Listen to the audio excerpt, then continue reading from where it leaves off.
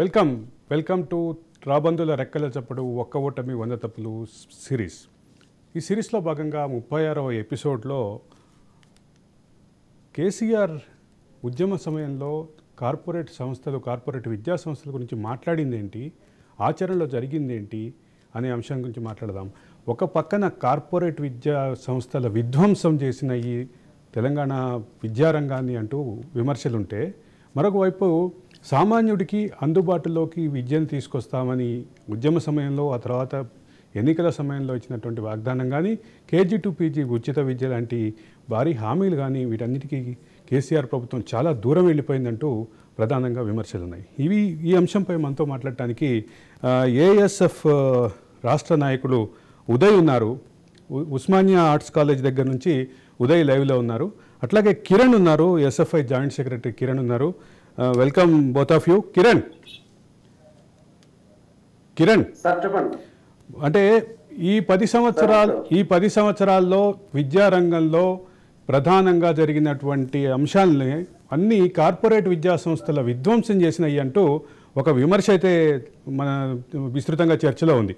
మీ వాదన ఏంటి, మీ మీ మీ అభిప్రాయాలు ఏంటి దీని విషయం మీద?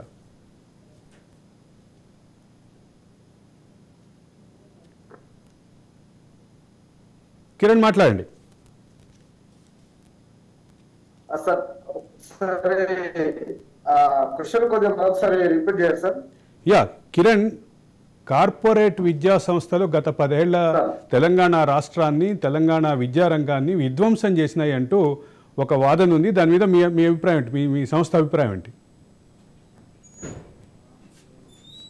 సార్, గత 10 సంవత్సరాల నుండి చూసినట్టయితే తెలంగాణ రాష్ట్ర ప్రభుత్వం కేజీ టు పీజీ ఉచిత విద్య అందిస్తున్న రాష్ట్ర ప్రభుత్వం కేజీ టు పీజీ ఉచిత విద్య అందించకపోగా గడిచిన 10 సంవత్సరాలలో పూర్తి విద్యారంగాన్ని మొత్తం కూడా నిర్వీర్యం చేస్తూ ప్రైవేట్ కార్పొరేట్ విద్యా సంస్థలకు విచ్చలవిడిగా అనుమతి ఇచ్చినటువంటి పరిస్థితి ఉంది. అదే వీళ్ళు చేసినటువంటి టెక్నిక్స్ ఏంటంటే, ప్రైవేట్ కార్పొరేట్ విద్యా సంస్థలు గ్రామీణ మండల ప్రాంతాలలో విచ్చలవిడిగా ప్రారంభించుకోవడం కోసం ఈ రాష్ట్ర ప్రభుత్వం సహకరించినటువంటి పరిస్థితి ఉంది.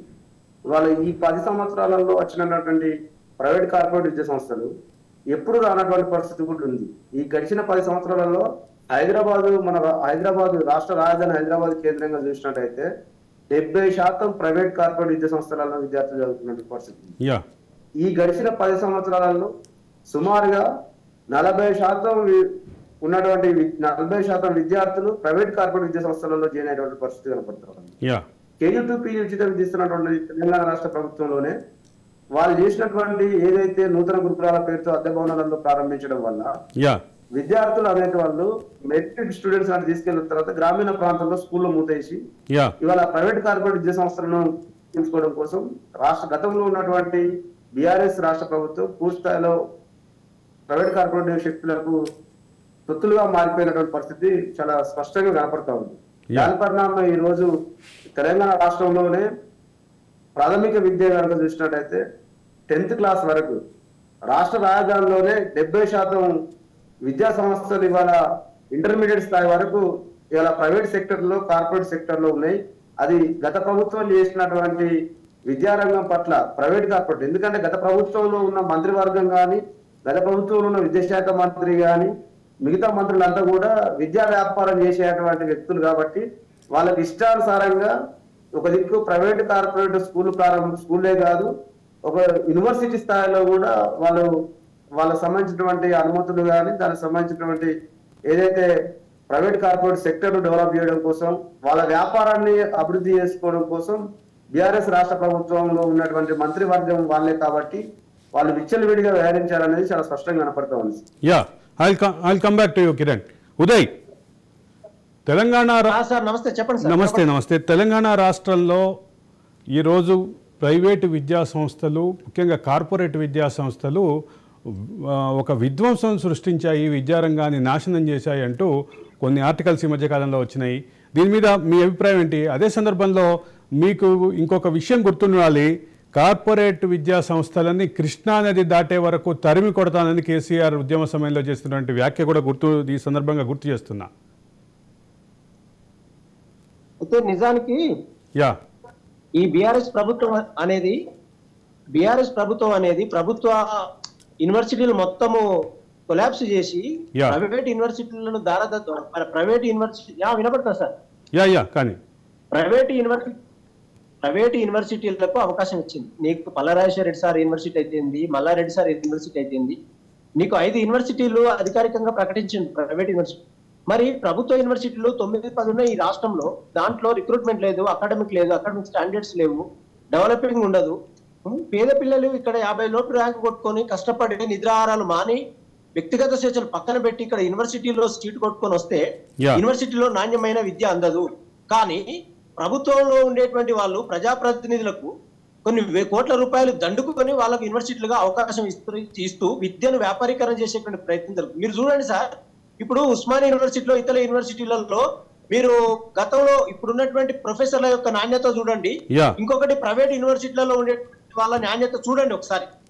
అంటే డబ్బుల కోసం మాత్రమే వీళ్ళు విద్యను వ్యాపారం చేసి అంగడి సరుగ్గా మార్చుతున్నటువంటి సందర్భాలు మన కళ్ళ ముందట ఉన్నాయనడానికి ప్రత్యేకమైన సాక్ష్యాలు. ఎందుకంటే ఒకసారి చూద్దాం, వాళ్ళకు న్యాక్ అక్రెడిటేషన్ వస్తుంది, అన్ని వస్తాయి. ఎందుకంటే వాళ్ళు డబ్బులు పెడతారు, వాళ్ళు పేద ప్రజల యొక్క జీవితాలను చెలగాటమాడే విధంగా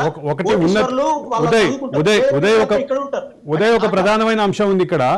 ఉన్నత విద్యారంగంలో ప్రైవేట్ యూనివర్సిటీలు రావటం ఒక భాగం అయితే, ఇంటర్మీడియట్ స్థాయిలో ప్రైవేట్ విద్యా సంస్థలు, కార్పొరేట్ విద్యా సంస్థల్ని విస్తృతంగా రాష్ట్ర ప్రభుత్వం ప్రోత్సహించింది.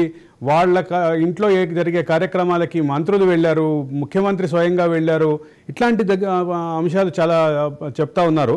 మరొక పక్క ఇది ఇట్లా ఉంటే కార్పొరేట్ విద్యా సంస్థలు విస్తృతపరచడంతో పాటు అంతకుముందు హైదరాబాద్ వరకే పరిమితమైనటువంటి కార్పొరేట్ విద్యా సంస్థలు ఇంటర్మీడియట్లో ఈరోజు జిల్లాలకు కూడా వెళ్ళినటువంటి పరిస్థితి కనిపిస్తోంది. దీన్ని ఎట్లా చూడాలి?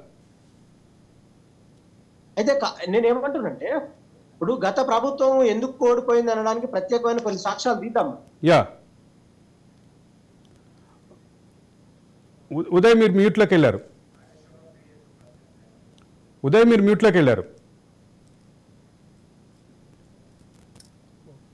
పిసిఆర్ ఒకసారి ఉదయ్. ప్రభుత్వ విశ్వవిద్యాలయాలు చదివే క్రమంలో ఇక్కడ ఫర్ ఎగ్జాంపుల్ ఉస్మానియా యూనివర్సిటీ ఉన్నది. ఈ యూనివర్సిటీలో ఎక్కడ అన్యాయం జరిగినా ఇక్కడ మాట్లాడతారు అంటే ఇక్కడ ఈ యూనివర్సిటీలో అకాడమిక్ స్టాండర్డ్స్ ఎంత ఉంది, పరిణతి ఉంది. ఈ కేసీఆర్ వచ్చిన తర్వాత ఏ రాష్ట్రం కోసం అయితే తెలంగాణ రాష్ట్రాన్ని తెచ్చిన ఉస్మానియా యూనివర్సిటీలో ఆయన వచ్చిన 10 సంవత్సరాలలో ఉస్మానియాకి ఏం చేసిండు? మొదలు యూనివర్సిటీ మా ఓయూ గురించి మాట్లాడు. ఉస్మానియా యూనివర్సిటీలో మా డిపార్ట్మెంట్ లో 16 ఉంటే 3 ప్రొఫెసర్లు ఉన్నారు. ఫిజిక్స్ లో, కెమిస్ట్రీ లో, ఇంగ్లీష్ లో ఎంత తక్కువ. ఇప్పుడు రాష్ట్రం వచ్చినప్పుడు యూనివర్సిటీ రాష్ట్రాన్ని తెచ్చింది అనుకున్నప్పుడు 1200 మంది అమర వీరుల నెత్తి సాక్షిగా ఈ గడ్డ నుంచి ప్రపంచానికి కదిలించిన చరిత్ర ఉందనుకున్నప్పుడు ఆ చరిత్రను కాపాడుకోవాలంటే ఇక్కడ అకాడమిక్ స్టాండర్డ్ డెవలప్ చేయాలి కదా. చేయాలనుకున్నప్పుడు కేసీఆర్ కు సిగ్గు, బుద్ధి, జ్ఞానం అనేది ఒకటి ఉండాలి కదా. ఉన్న తర్వాత అయ్యో మరి ప్రభుత్వంలో మేమంతా ప్రభుత్వ బళ్ళలో చదువుకొని వచ్చినాము కాబట్టి మరి ఈ పిల్లలంతా ఎస్సీ ఎస్టీ మైనారిటీ వర్గాలలో వాళ్ళందరూ కూడా యూనివర్సిటీలకు వస్తారు. నాణ్యమైన విద్యను అందించిన విద్యత ఉండాలి కదా ఆయనకు. మీరు అట్లాగే లైన్ లోనే కొనసాగండి. విద్యత ఉండాలి కదా. ఉదయ్ మీరు అట్లాగే లైన్ లోనే కొనసాగండి. PDSU రాష్ట్ర అధ్యక్షుడు నాగేశ్వరరావు మనతోటి మాట్లాడటానికి ఫోన్ లైన్ లో వచ్చారు. నాగేశ్వరరావు గారు నమస్కారం. నమస్తే.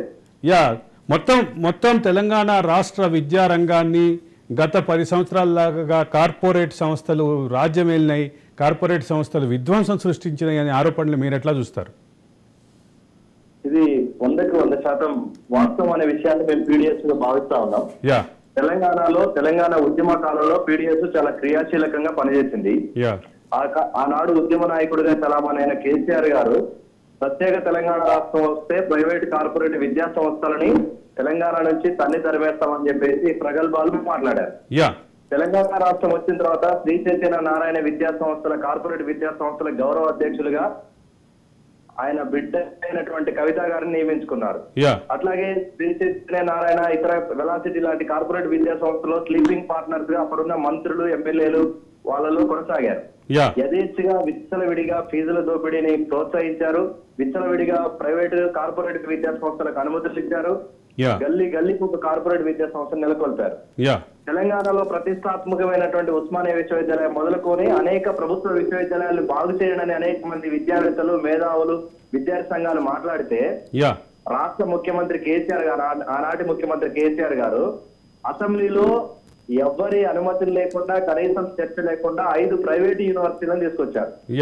ఈ ప్రైవేట్ యూనివర్సిటీలు కూడా ఆయన సహచర మంత్రులుగా ఉన్నటువంటి పల్లా రాజేశ్వర రెడ్డికి అట్లాగే ఇతర మల్లారెడ్డికి ఇతర అనుచరులకి మాత్రమే ప్రైవేట్ యూనివర్సిటీలు ఇచ్చిన పరిస్థితి ఉంది.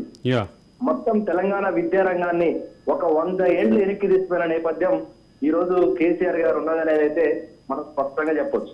మేము పీడిఎస్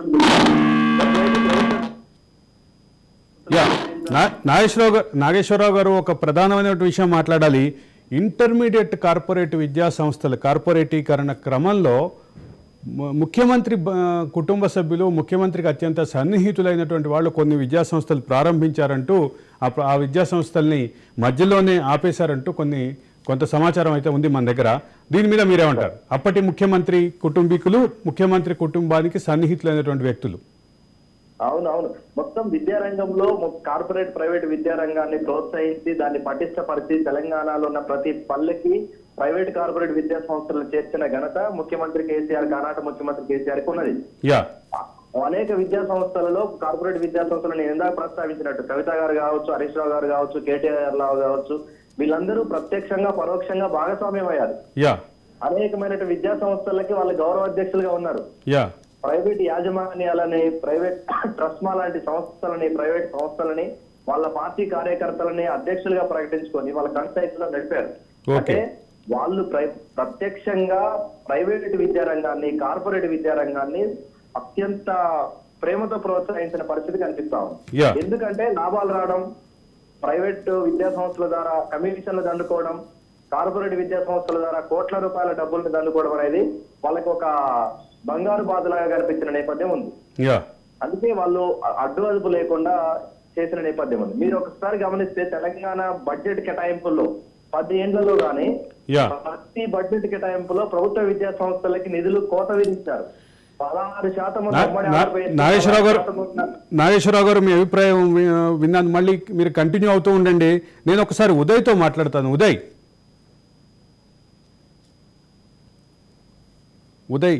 కిరణ్ అడగండి సార్.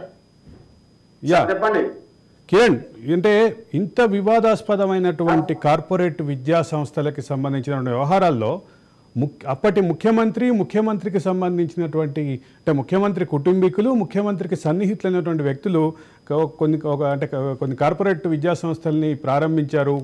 ఒక సంస్థని అయితే మధ్యలోనే మూసేశారంటూ కొంత సమాచారం వస్తుంది. దీన్ని ఎట్లా చూడాలి కిరణ్? సార్ 1 సెకండ్, మీ క్వశ్చన్ అది బ్రేక్ అయింది మధ్యలో. కిరణ్ కిరణ్ ఇక్కడ ప్రధానమైన అంశం ఏంటంటే అప్పటి మాజీ ముఖ్యమంత్రికి సన్నిహితులైనటువంటి వ్యక్తులు కొంతమంది, ఆయన కుటుంబ సభ్యులు కొంతమంది అత్యంత వివాదాస్పదంగా ఒక కార్పొరేట్ విద్యా సంస్థని ప్రారంభించి మధ్యలోనే మూసేశారు అంటూ ఒక విమర్శ ఉంది. దీన్ని ఎట్లా చూడాలి? వాయిస్ అంతా బ్రేక్ అయింది సార్. అసలు ఉదయ్ కరెక్ట్ రావడం లేదు. ఉదయ్ ఇక్కడ కొంతమంది మాజీ ముఖ్యమంత్రికి సంబంధించినటువంటి సన్నిహితులు, ఆయన కుటుంబ సభ్యులు, ఆయనకున్నటువంటి సన్నిహిత వర్గాలు కొంతమంది కార్పొరేట్ విద్యా సంస్థని, ఇంటర్మీడియట్ రంగంలో కార్పొరేట్ విద్యా సంస్థని ప్రారంభించి మధ్యలోనే మూసేశారు. అనేక మంది పేరెంట్స్ కూడా దానిపై ఆగ్రహం వ్యక్తం చేసినట్టుగా మనకి సమాచారం అందుతుంది. దీన్ని ఎట్లా చూడాలి? అంటే ఇక్కడ ప్రత్యేకమైన అంశం ఏంటంటే ఉదయ్ మీ వాయిస్ మ్యూట్ లోకి వెళ్ళి.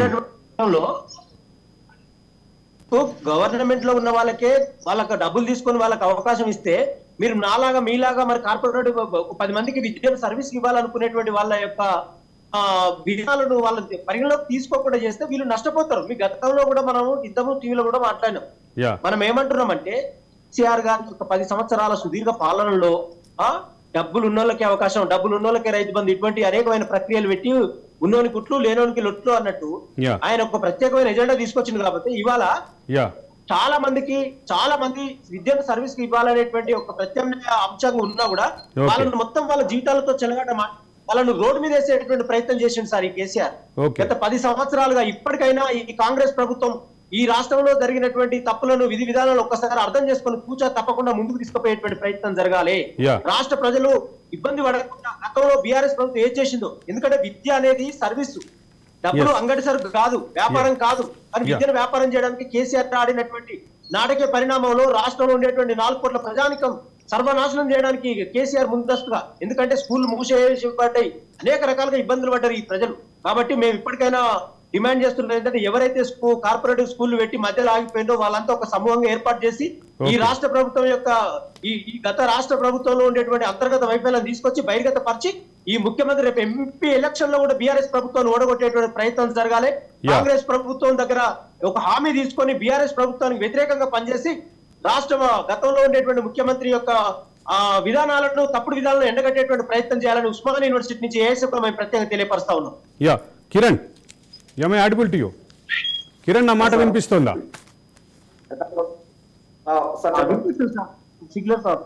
కిరణ్, నా మాట వినిపిస్తుందా?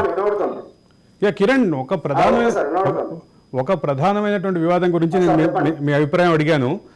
ఇంటర్మీడియట్ ఎడ్యుకేషన్లో ముఖ్యమంత్రికి సన్నిహితులు కొంతమంది, అట్లాగే ముఖ్యమంత్రి అంటే మాజీ ముఖ్యమంత్రికి సన్నిహితులు కొంతమంది, ఆయన కుటుంబ సభ్యులు కొంతమంది కలిసి ఒక విద్యా సంస్థని ప్రారంభించి భారీగా ఫీజులు పెట్టి మధ్యలోనే మూసేశారంటూ ఒక వివాదం, ఒక చర్చ, అంటే ఒక సమాచారం అయితే వాట్సాప్లో, ఫేస్బుక్లో సర్క్యులేట్ అవుతుంది. దీన్ని ఎట్లా చూడాలి అంటున్నా.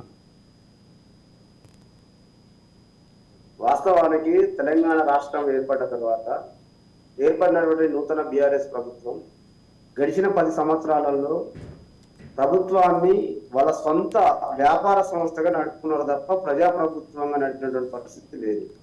అయితే వాస్తవానికి వాట్సాప్లలో, సోషల్ మీడియాలో అలచల్ చేస్తున్నటువంటి అంశాలు ఏంటంటే, ఇప్పటికే బీఆర్ఎస్ ప్రభుత్వంలో ఉన్నటువంటి కుటుంబ పాలనలో అనేక వ్యాపారాలలో కుటుంబ సభ్యులు వెళ్ళారు. ఆ వ్యాపారంలో భాగంగానే మన ఎడ్యుకేషన్ లో కూడా వాళ్ళు కీలకమైనటువంటి విద్యా సంస్థలలో అడుగుపెట్టారు. కొన్ని యూనివర్సిటీలను కూడా వాళ్ళు ప్రారంభించడం కోసం ప్రయత్నం చేశారు. కొంతమంది బినామీలతో, ఇప్పుడు మల్లారెడ్డి గారి యూనివర్సిటీ కానీ, అదేవిధంగా రాజేశ్వర రెడ్డి గారి యూనివర్సిటీ కానీ, ఇంకొన్ని యూనివర్సిటీలు కానీ, అదేవిధంగా హైటెక్ సంబంధించినటువంటి మన వారి ముఖ్యమైనటువంటి మంత్రిగా ఉన్నటువంటి ముఖ్యమంత్రి తనయునికి సంబంధించినటువంటి కొన్ని సంస్థలు కానీ, ఏవైనా వాళ్ళు ఆర్థిక లాభమే ధ్యేయంగా పెట్టుకొని పనిచేశారు తప్ప ప్రజల్లో పేద విద్యార్థులకు న్యాయం జరిగేటువంటి లక్ష్యంగా ప్రభుత్వం పనిచేయలేదు. ఇది చాలా స్పష్టంగా కనపడుతుంది. సేమ్ టైం ఏదైతే వచ్చినటువంటి వాట్సాప్, ఫేస్బుక్, సోషల్ మీడియా వేదిక జరిగిన చర్చ ఏదైతుందో ఆ చర్చ ప్రకారం అనేక అంశాలలో ఇదేంటి అనేక మాఫియాలలో వీళ్ళ చేత ఉంది. దానిలో విద్యారంగంలో అయితే తీవ్రమైనటువంటి పరిస్థితి. ఒక రకంగా ఒక మనిషిని డైరెక్ట్ కొట్టకుండా ఏదో సాటుగా కొట్టినట్టుగా విద్యారంగాన్ని, ప్రభుత్వ విద్యారంగాన్ని మొత్తం మనం తీసేయాలంటే, ప్రైవేట్ కార్పొరేట్ సెక్టర్ వైపు విద్యార్థులు మళ్లించాలంటే ప్రభుత్వ విద్యా సంస్థ పోవద్దు అనేటువంటి ఆలోచన కలిగే విధంగా ప్రభుత్వ విద్యారంగాన్ని మొత్తం కూడా గడిచిన 10 సంవత్సరాలలో 24,000 పోస్టులు కాలేనా కానీ ఇప్పటి వరకు భర్తీ చేయలేదు. బీఆర్ఎస్ ప్రభుత్వం భర్తీ చేయలేదు. అంటే దీని అర్థం ఏంటి అంటే, ప్రభుత్వ బడికి పోతే నాకు చదువు రాదు, నేను పోను అని చెప్పి స్టూడెంట్ తనకు తానే ప్రభుత్వ విద్యా సంస్థ పోకుండా చేయటువంటి కుట్ర. అదేవిధంగా కార్పొరేట్ విద్యా సంస్థలు వాస్తవానికి రాజు న్యూస్ ఈ రోజు పెట్టినటువంటి డిబేట్ ఈ రోజు వరకే పరిమితం కాకుండా దీన్ని కొనసాగింపుగా కొన్ని రోజులు ఈ కార్పొరేట్ విద్యా సంస్థల మీద ఛాలెంజ్ చేయాల్సిన అవసరం ఉంది. ఎందుకోసం అంటే, అకాడమిక్ ఇయర్ ఎండింగ్ వచ్చింది, ఎగ్జామ్స్ టైమింగ్ అయిపోక ముందే అడ్మిషన్స్ స్టార్ట్ అవుతాయి కార్పొరేట్ విద్యా సంస్థలలో. ఇప్పుడు కరెక్ట్ టైం కు మన ఈ ఛానల్ ఒక మంచి ప్రయత్నం చేస్తా ఉంది. దీని కొనసాగింపుగానే వాటి మీద ఫైట్ అనేది, వాయిస్ అనేది రెగ్యులర్ గా ఉంటే కొంత ఉన్నటువంటి సమాజానికి ఉపయోగపడతామని చెప్పేసి మేము ఆశిస్తాం. అయితే బీఆర్ఎస్ ప్రభుత్వంలో ఉన్నటువంటి కుటుంబ పాలనలో ఏదైతే విద్యా వ్యవస్థలో సంబంధించినటువంటిది వాళ్ళు కీలకంగా బహిర్గతం కనపడకుండా ఇంటర్నల్ గా మాత్రం బినామీలతోటి విద్యా సంస్థలు ప్రారంభించారు. ఆ విద్యా సంస్థలు కూడా ఈ 5 యూనివర్సిటీలలో వీళ్ళ భాగస్వామ్యం, వీళ్ళ ఆర్థిక లావాదేవీలు, వీళ్ళ లాభాలు, వీళ్ళ పర్సెంటేజ్లు కూడా ఉన్నాయనేది చాలా మన యావత్తు తెలంగాణ రాష్ట్రం అందరికీ తెలుసు. కానీ ఈ మధ్య కాలంలో కొన్ని అంశాలుగా వాటిని క్రియేట్ చేసి పెట్టడం కూడా వాస్తవమేది. కాబట్టి దాని మీద ఆ ప్రభుత్వంగా ఉన్నటువంటి ఆ కుటుంబ పాలనకు సంబంధించిన వాళ్ళు ఇప్పటి వరకు ఎవరు రెస్పాండ్ కావడం లేదు. వాళ్ళు రెస్పాండ్ అయినా కాకుండా కానీ, ఎందుకంటే కాంగ్రెస్ ప్రభుత్వం వారు చేసినటువంటి మొత్తం లోపాయక ఒప్పందాలు కానీ వాళ్ళు చేసినటువంటి తప్పులను కూడా ఎత్తి చూపే ప్రయత్నంలో ఉంది. కాబట్టి వారు చేసేటువంటి ఏదైతే లోకాయుతంగా జరిగినటువంటి ఒక విద్యా సంస్థ ఏర్పాటు చేయాలనేటువంటి దాని నుండి వాళ్ళు వెనక్కిపోయారనేది చాలా స్పష్టంగా మనకు అర్థమవుతా ఉంది. కాబట్టి ఏదైనా బీఆర్ఎస్ ప్రభుత్వం గడిచిన 10 సంవత్సరాలలో ప్రైవేట్ కార్పొరేట్ శక్తులకు మాత్రం తొత్తులుగా తయారైంది. ఆ ప్రభుత్వంలో ఉన్నటువంటి కుటుంబ పాలన వారి యొక్క ఆస్తులు పెంచుకోవడం కోసం చేసినటువంటి ప్రయత్నమే తప్ప పేద విద్యార్థులకు ఎలాంటి న్యాయం జరగలేదనేది చాలా స్పష్టంగా అర్థమవుతుంది. ధన్యవాదాలు ఉదయ్, ధన్యవాదాలు కిరణ్ గారు. అయితే కార్పొరేట్ విద్యా సంస్థలని కృష్ణానది దాటేదాకా తరిమి కొడతానన్న కేసీఆర్ తన 10 ఏళ్ల పాలనలో కార్పొరేట్ విద్యా సంస్థలకి పెద్దపీట వేశారంటూ, కార్పొరేట్ విద్యా సంస్థలతో మిలాఖత్ అయ్యారంటూ, ఆ క్రమంలో ప్రభుత్వ విద్యా విధానాన్ని స్వయంగా కేసీఆర్ ప్రభుత్వం నాశనం చేయడానికి పూనుకుందంటూ విద్యార్థి సంఘాలు విమర్శలు చేస్తున్నాయి. విద్యార్థి సంఘాల విమర్శలు ఇట్లా ఉంటే, కార్పొరేట్ విద్యా సంస్థల విధ్వంసం, విద్యా వ్యవస్థలో కార్పొరేట్ సంస్థల విధ్వంసం అంటూ ఈ మధ్యకాలంలో కొంతమంది విజ్ఞులు, మేధావులు గత 10 ఏళ్ల విద్యా వ్యవస్థ పాలనపై విమర్శలు కురిపిస్తున్నట్టు సందర్భం ఉంది. వీటన్నిటినీ ఇలా చూస్తే మొత్తం విద్యా వ్యవస్థ, తెలంగాణలో విద్యా వ్యవస్థ ఏమి ఉద్యమ కాలంలో ఏం కోరుకుంది, ఏం జరిగింది, ఈరోజు ఎలా ఉంది అనే విషయం మీద ఇది విస్తృత చర్చ. మరొక అంశం కూడా, మరొక తప్పు కూడా తీసుకోవాలి. మొత్తం విద్యా వ్యవస్థలో జరిగినటువంటి అంశాల మీద మరొక ఎపిసోడ్ ఖచ్చితంగా చేయాలి. ఇది ఈరోజు 36వ ఎపిసోడ్. కేసీఆర్ పరాజయానికి ఒక ఓటమి 100 తప్పులు పేరిట ఒక సమగ్రమైనటువంటి రాజకీయ విశ్లేషణ సిరీస్ చేస్తున్నాం మనం. అందులో భాగంగా ఇది 36వ ఎపిసోడ్. చూస్తూనే ఉండండి. రేపు అంటే మరో ఎపిసోడ్ తోటి మళ్ళీ మేము ముందుకు వస్తాం. ఈ క్రమంలో మా ప్రస్థానంలో చాలా క్లియర్, కేసీఆర్ యొక్క రాజకీయ పరాజయాన్ని ఒక సమగ్రమైనటువంటి రాజకీయ అనాలిసిస్గానే చేస్తున్నాం. అది ఒక ఓటమి 100 తప్పులు. Stay tune to Raj news.